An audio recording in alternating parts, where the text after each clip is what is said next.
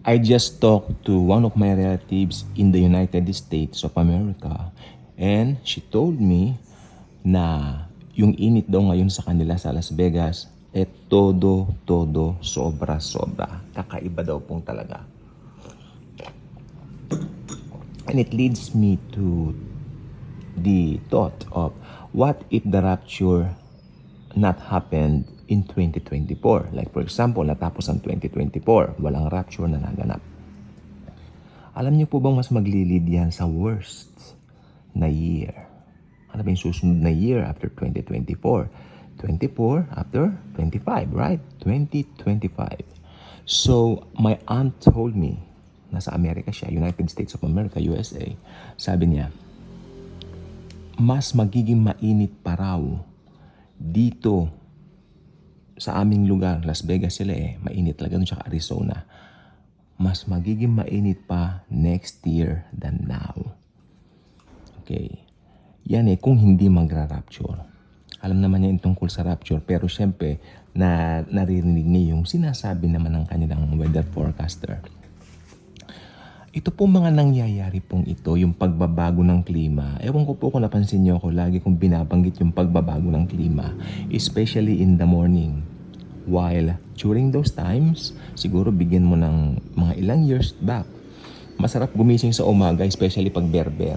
Kasi talagang damo mo yung lamig. Hindi yung lamig na pinilit na lamig kundi lamig talagang malamig na simoy Pasko. Yan po ang nawala na po ngayon at napansin ko. Okay? So, pwede rin mag-rapture na ngayon, itong 2024, pagkatapos, talagang worse na yung 2025 kasi kasama na po siya sa tribulation. Pwede, no? Pwede. So, ako alam nyo, do not accuse me of stating some dates or exact dates on the rapture. Kasi ako tinuturo ko talaga na walang nakababatid. Sorry narinig yata yung paypay ko. Mainit. Naririnig niyo yung pamipay ko, mainit po kasi yan, mainit na pong panahon. Talking about init ng panahon. Heat ng heat, no? Sobra. So, yan po ang sinasabi ko po sa inyo. Kung hindi po nag-rapture ngayon 2024, kung hindi nag-rapture ng 2024, talagang mas lalala pa po ang situation. At kung mag-rapture naman ngayon 2024, talagang worse din yan, 2025, kasi kasama na po siya sa year of tribulation, buong 7 years. Whether, hindi po ako nagbabanggit ng, doon pala ako tumigil kanina, hindi ako nagbabanggit ng dates dahil wala nakababatin yan. Imminent ang rapture. Ang second coming, pwede tayong magbanggit na yan. Pero ang problema, hindi pa natin alam kung kailan yung rapture. From the day of the rapture, bumilang ka ng 7 taon, second coming na. Madali yun. Pero ito, rapture kasi we are waiting for it. We're excited about it actually.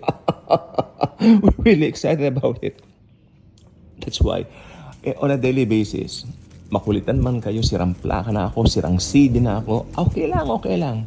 I'm so excited to meet Jesus. Pero Lord, sabi ko, gusto kitang ma-meet pero hindi ako mamamatay. Siyempre, gusto ko yung glorified body ako. Rapture. you rapture church. Rapture church ako. Raptured person ako, di ba? Sabi ko, siyempre, we're really looking forward to that, Lord. Yan ang At kung totoong believer ka, you will be excited also. Excited yan sa rapture.